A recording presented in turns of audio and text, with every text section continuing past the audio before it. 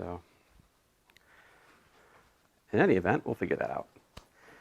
Okay, so I hope you enjoyed your quiz.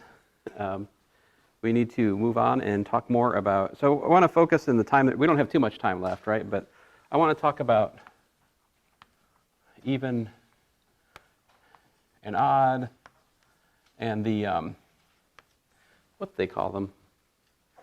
The cofunction identities.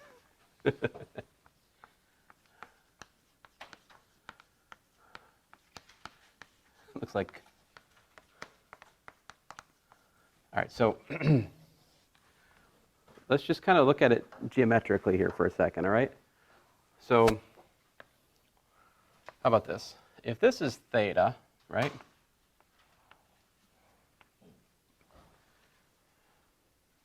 Where would minus theta be? Down here, right?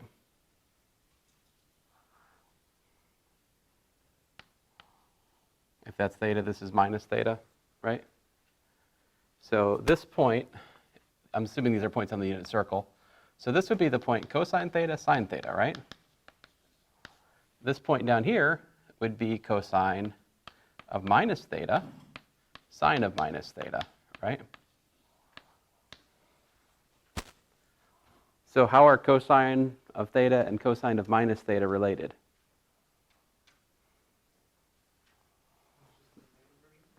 Yeah, how about the, like, on this, if I made my picture right, what can you say about the x coordinates here? They're the same, right? So we've got cosine of theta is cosine of minus theta.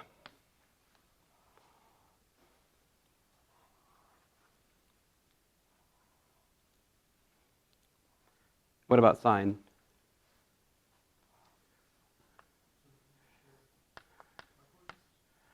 So let's see, sine of theta is, it's the, if this is y, this is the minus of whatever that is, right?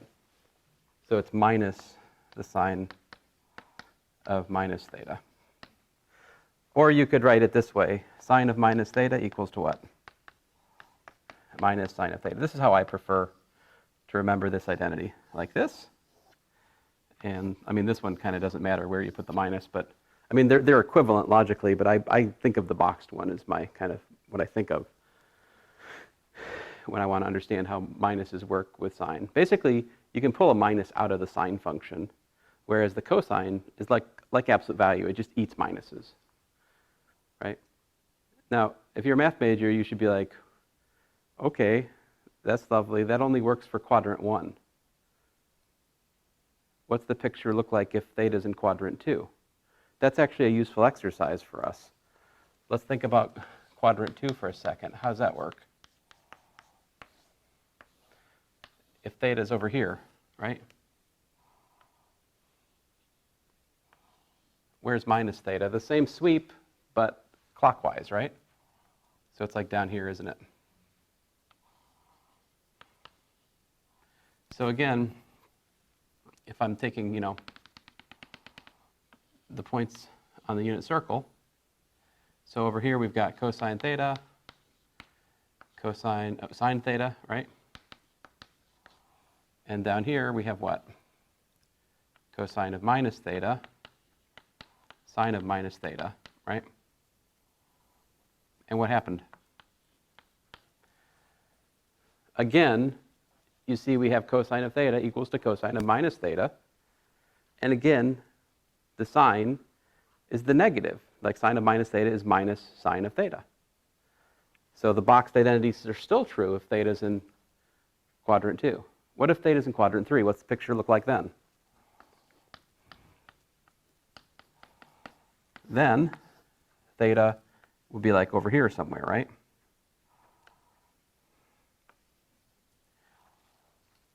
Where would minus theta be?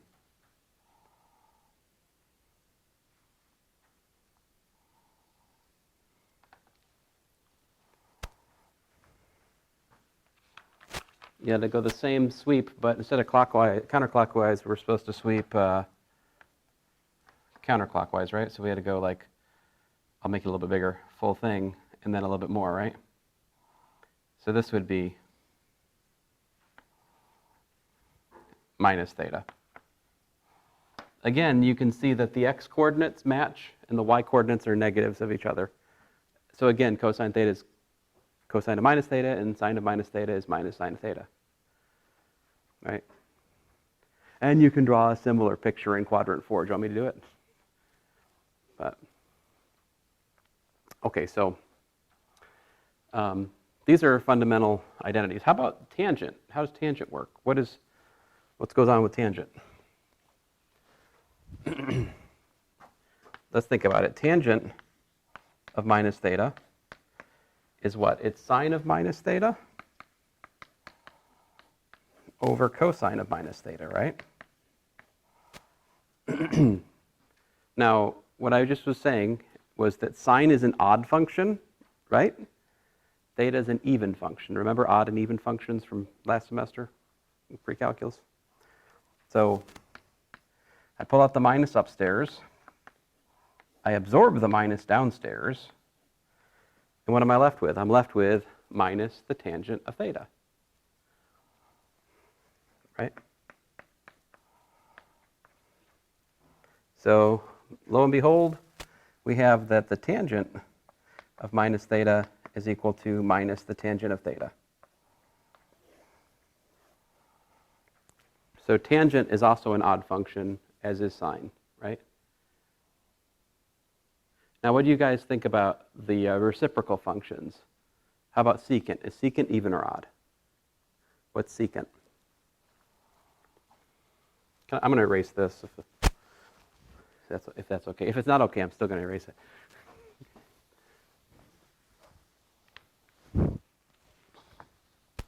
How about this? Secant of minus theta is what? That's 1 over the cosine of minus theta, right? But remember, cosine does what? It eats the minus. So we've got 1 over cosine theta, which is secant theta. So secant of theta, secant's also an even function. It eats minuses. In contrast, the cosecant is based on what? Sine, right? So cosecant of minus theta is 1 over sine of minus theta. Pull the minus out because it's sine. So that's minus the cosecant of theta. So cosecant is odd. How about cotangent? Cotangent of minus theta is what? It's 1 over the tangent of minus theta. But what did we just show? We just showed that tangent is odd. So we pull minus out of tangent, so we get, right, minus 1 over tangent theta, which of course is minus cotangent theta. So these are good to know, all right? So if you're working with the negative of an angle, you can kind of absorb the minus and use knowledge you know about the magnitude of the angle to like quickly calculate things. So for example, if I was to calculate the sine of minus 30 or the cosine of minus 30 degrees, right? I will go, oh, well, that's minus sine of 30 degrees. Oh, well, that's the cosine of 30 degrees. Those are special angles. We worked those out last week. Last week? I've lost track of my weeks. Anyway, we worked those out before at some point. And we know that this is minus a half, and this is the square root of 3 over 2. You're like, well, I could also figure that out with the unit circle or with a calculator. Also true, right? But you don't have to if you know these even and odd things. It's just another tool in your toolbox to use, as I'm saying. All right? So the more of these things are ingrained, the faster and better you get at trigonometry. All right?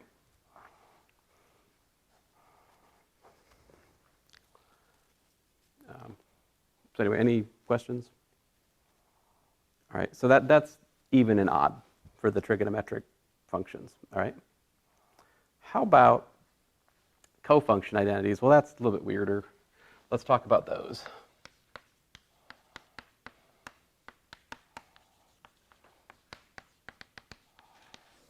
So this has to do with the fact that if we draw a right triangle, right? and we measure theta here, right?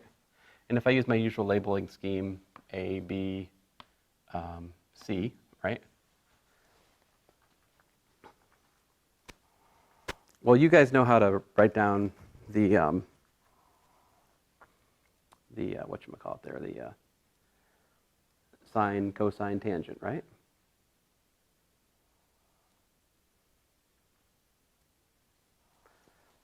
But think about this. So we could do that, right? But consider this. We could also talk about this angle up here. Let's call it beta, right? So consider this. Cosine of theta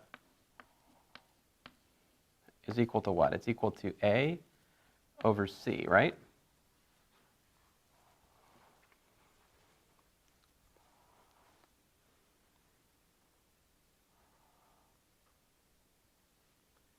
Now, what's that in terms of beta? So angle beta, see what A over C is? A is the opposite side to beta. They share the same hypotenuse, right? Theta and beta both have they're the same right triangle. You know, these are not the 90-degree angle, they're the acute angles in the triangle, right? So this is in fact opposite for beta, so this is actually equal to sine of beta. Did you see that? So this is what you were trying to drag me into last time, Jared, right, for that other example. How about sine of theta?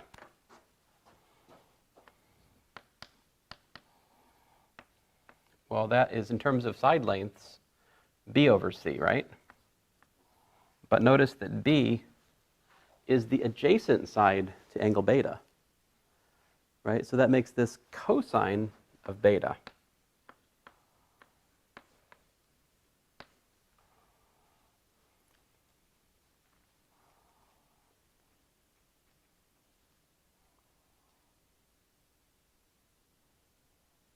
What about tangent?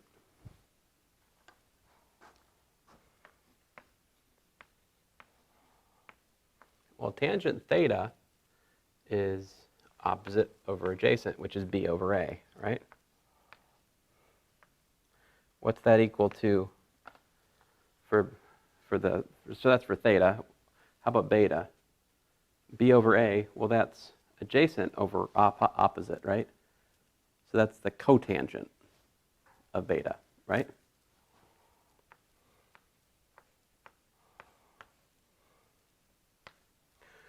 So sine has cofunction cosine, cosine has cofunction sine, tangent has cofunction cotangent, I suppose. I think that's the language here.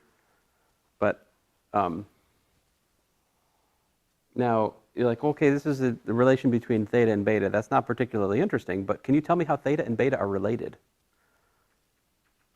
What do we know? We know theta plus beta plus, what's this? Pi over 2, right? Is equal to pi radians, because the sum of the angles, 180 degrees, or pi radians, right? Or I could just recall a more elementary fact you might already know from high school geometry. The sum of the acute angles in a right triangle is pi over 2, right? 90 degrees. So beta is actually what? Beta is actually equal to pi over 2 minus theta, right? Or 90 degrees minus theta if you want to think in terms of degrees, right? So in terms of radians, we have the following identities. Sine of pi over 2 minus theta. This is equal to the cosine of pi over 2 minus theta. And this is equal to the cotangent of pi over 2 minus theta.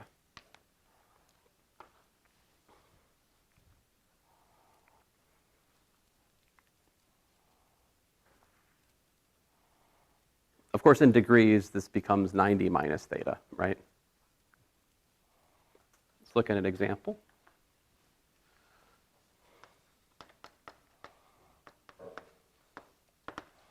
suppose you know the cosine of theta. Well, that's too stupid. Uno momento. I look something up. Oh, I'll use the example in the book.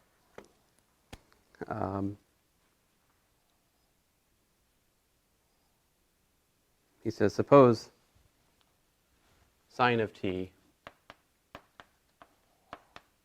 is equal to 5 over 12, right? He says find the cosine of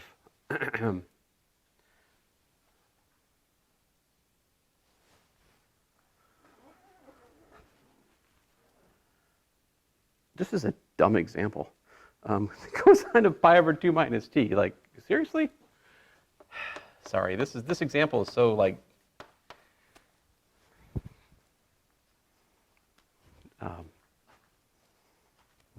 okay. I mean, it's not wrong, but I don't think it's really helping you to stretch your brain much. So here we go. Sine of t is 5/12. Find the cosine of pi over 2 minus t. What is it equal to? So here's the statement of the example. Here's the solution.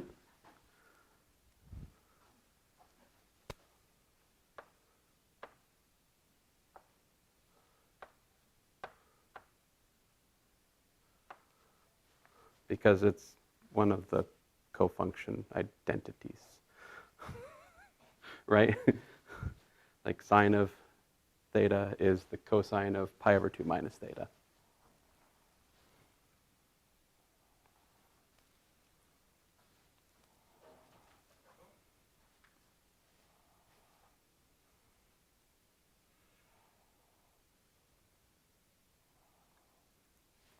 Cosine's also even, right? What does that mean that we can say in addition? You go back to here, what else can you say? If cosine's even, isn't this also equal to the cosine?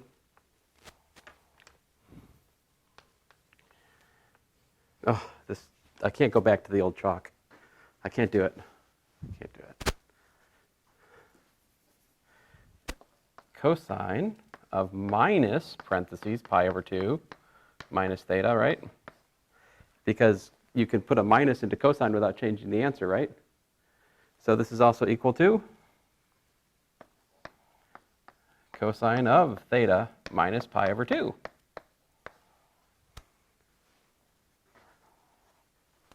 I think that's a more natural identity to work with, don't you?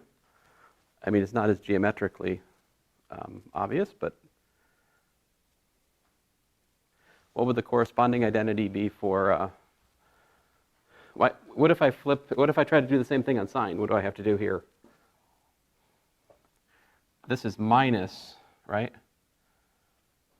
Minus the sine of minus the argument, right? So that's minus the sine of theta minus pi over 2. So I think these identities could also be useful. Let me show you an example.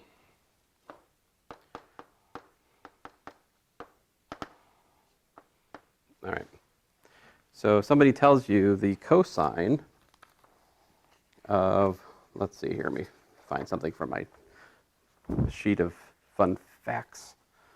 The cosine of 20 degrees is equal to the 4 digits 0.9397. All right? Of course, that's approximate. So if you know that, and you know these cofunction identities, what can you calculate? How about this is equal to, so cosine of 20 degrees, right? Let's see here, what can we say? It's minus the sine of what? 20 degrees Now, if I put this into degrees, I got what? 20 degrees minus 90 degrees, right?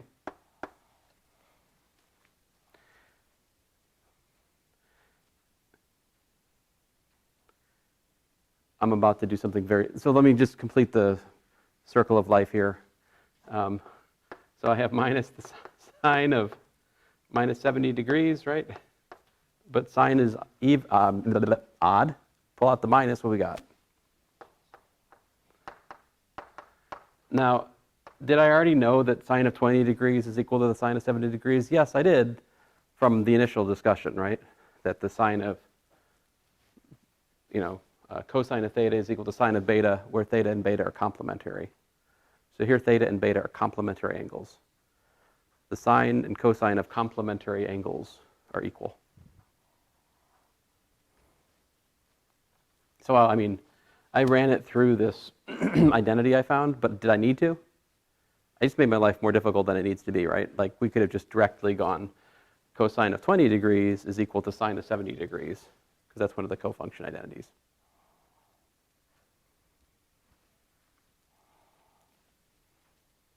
All right.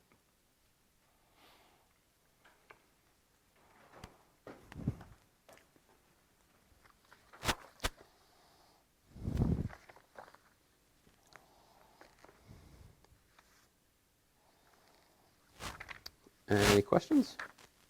Let's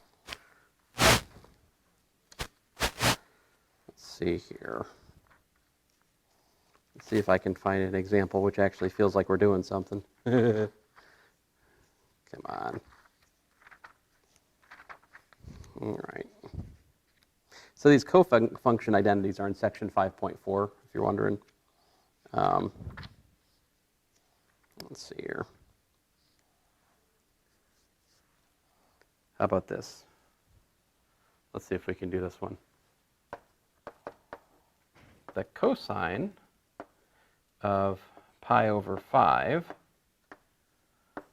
is equal to the sine of what? All right, these are the kind of questions we really should be asking. The tangent of, pi over 3 is equal to the cotangent of what? So can you fill in the parentheses here?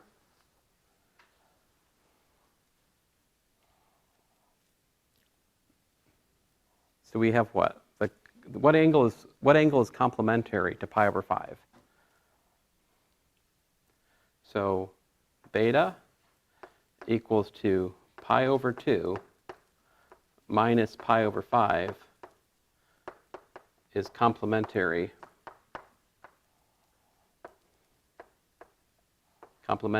to pi over 5, right?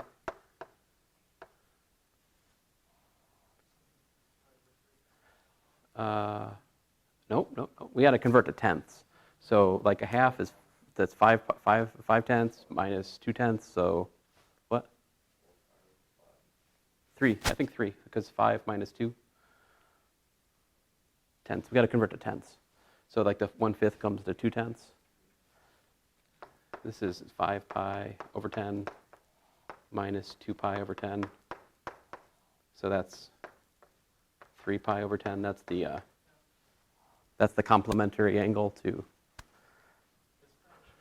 Because fractions, yeah, these become like way easier in degrees, right? Because instead of doing fractions, you're doing what? Just subtraction, right?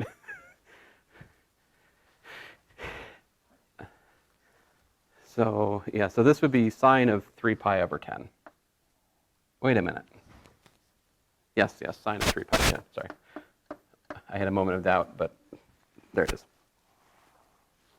And so what angle is complementary to pi over 3?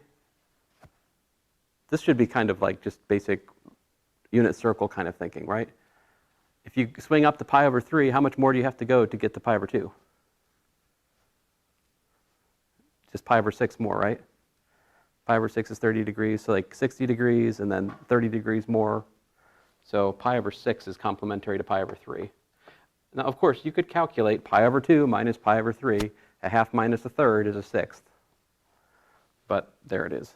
Now, let's see here. How about the sine? I'll make it easier on us this time. Sine of 70 degrees is equal to the cosine of what?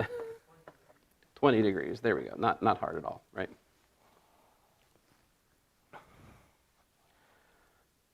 Now, I believe that these identities are true even when the angles are not acute.